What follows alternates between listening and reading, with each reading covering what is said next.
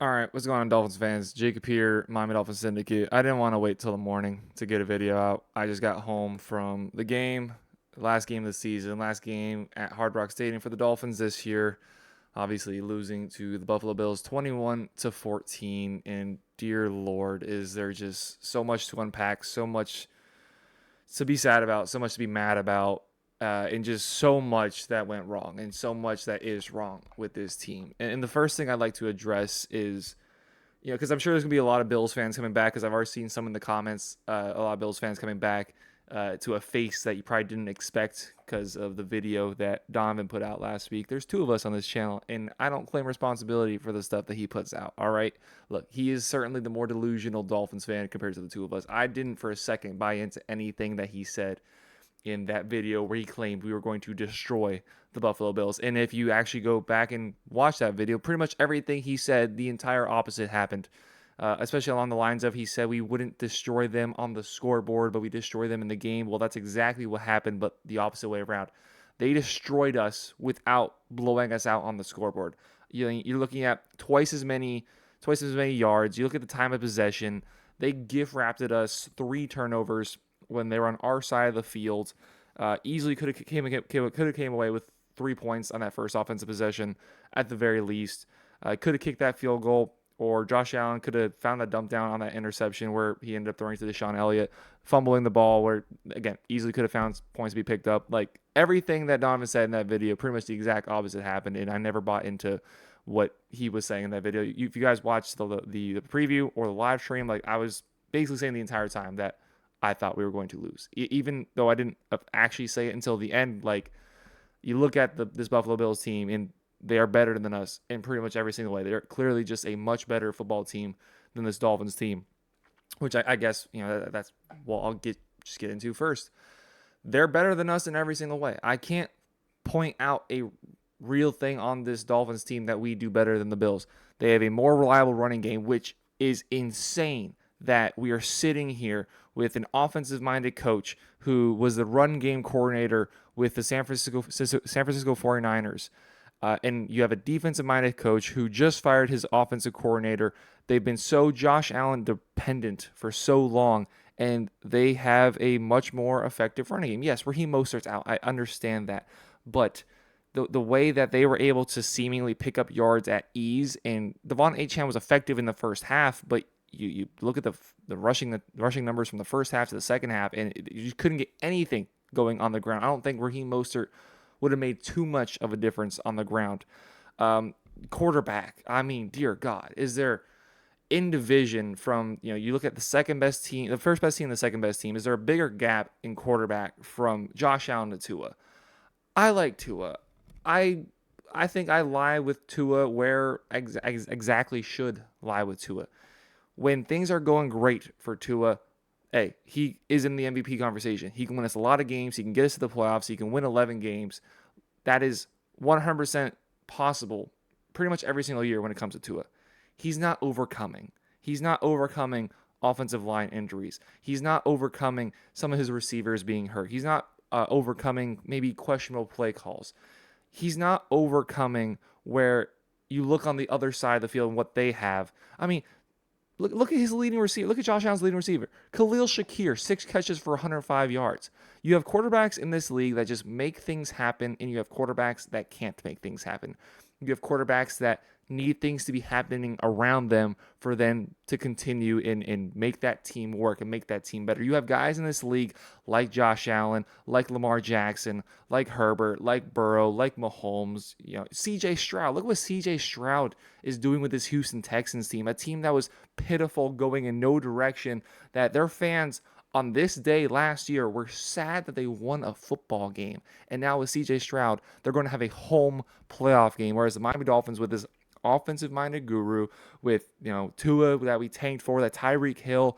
You look at this Miami Dolphins offense, and it's supposed to be so high-flying, and it just, whenever we come against these good teams, it doesn't happen. Whenever we come against teams that you're probably going to end up meeting once it comes down to the end of the season, whether that's Baltimore, whether that's against the Bills here, whether that's the Chiefs, whether that's the Eagles, whoever it's against. We got lucky really against the Cowboys that they fumbled in the beginning of the game, or that could have been a completely different game there, and we would have been winless against teams with a winning record this season. It's unbelievable. I don't know where you go from here. I don't know what change is appropriate because I don't have any sort of confidence going forward into going into Kansas City. And then let's just argument's sake, let's say we beat Kansas City. Great. We're rewarded with a trip to Baltimore. Honestly, I prefer us to lose to Baltimore if that's the case because there's no chance we're then going to go up to Buffalo and beat the Buffalo Bills. There's 0% chance that's happening. We're not going into Buffalo and beating them when it's probably negative 30 degrees, 80-mile-per-hour winds, and everything's just going for them, playing how they want to play. They want to play physical. They want Josh Allen to bring them to victory. Tua is not bringing the Dolphins to victory. He needs everything around him to be right, and when it is right, great. We're going to win a lot of games, and we can do that, but questions have to be asked about what to do with his contract. We have a lot of luxuries with a quarterback on a rookie deal, and that runs out after next year. Once he's making 40, 45, $50 million, whatever it is, you're not going to be able to afford to have the highest paid wide receiver, to have one of the highest paid corners, to have one of the highest paid edge rushers, one of the highest paid left tackles. You're not going to be able to look across this team and find some of the most highest paid players at their position in the NFL. You're not going to be able to just go out in the offseason and grab a Tyreek Hill. You're not going to be able to just go get a Jalen Ramsey. You're going to have to be able to allocate your money a lot more responsibly. And we see how that's affecting the Kansas City Chiefs with Andy Reid, who's arguably the best offensive coach in NFL history, with Patrick Mahomes, who could one day be the greatest quarterback in NFL history. We see what that looks like when he's making $50 million. What's it going to look like with Tua making not even 50, 40 to $45 million? You're going to see assets from this team cut. You're going to see good players have to move on to other teams. What's going to happen with Christian Wilkins this offseason? Where are you going to find the money to be able to pay him after you just paid Zach Zeeler, when you have Tyreek Hill's contract, when you have all those other guys you just mentioned? I mean, I'm tired of this. I'm tired of being a Dolphins fan. I'm tired of this existence of just failing when opportunity strikes. Whenever you have an opportunity to prove yourself, and that's what we saw when we looked at the schedule. We saw a soft area in this schedule that we should have ran through, and we messed up by losing to the Tennessee Titans, or we wouldn't be in this situation in the first place. If we took care of business there and won all 5 of those easy games, we would already have had this division on lock 2 weeks ago and not even had to have worried about this. But we messed up there. But then we knew we'd have a test ahead of us where we had 3 games where if you win 2 of those games, all right, you feel decent going to the playoffs. We barely escape against the Dallas Cowboys at home, and then you get absolutely trounced by the Baltimore Ravens. And while not on the scoreboard, we didn't get destroyed necessarily on the scoreboard, we got destroyed by the Buffalo Bills. They were better than us in every sort of way. They were situationally better. They were more physical. They were able to run the ball. They were able to pick up key first downs. They were able to move the ball. They destroyed us in the second half. 14 points in the second half, 0 points for the Dolphins. I mean, they had that stop there at the end of the first half. Jerome Baker tackles whoever that was short of the end zone. That easily could have been 21 straight unanswered points for the Buffalo Bills from that point on for the rest of the game. How many times did we even get into the Buffalo Bills territory there in the second half? I mean, there's just endless frustration that I feel coming away from this game. There's so much blame to be assigned, whether it's Mike McDaniel, whether it's Tua, but it's just another example of the Miami Dolphins not being good enough. Another case of at the end of the season against good teams, we fail, we crumble, we didn't show physicality, we didn't show a fight. I don't know where we go from here. Look, if we win next week, cool. Not going to win against the Ravens. We're not going to win against the Buffalo Bills. We're just going to have to live with this existence that, look, maybe we go to literally 0-degree Kansas City next week, and maybe we win.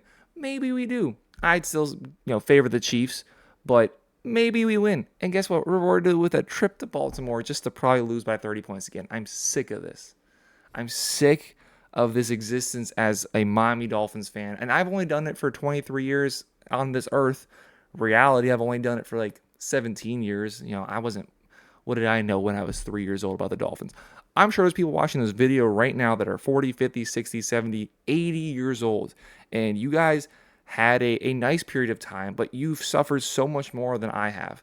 You've seen so much more losing, and you've understood and known the game longer than I have, and you've sat through as a Dolphins fan and watched this Dolphins team where you see some promise, you see some nice players come in, and then just bottom falls out.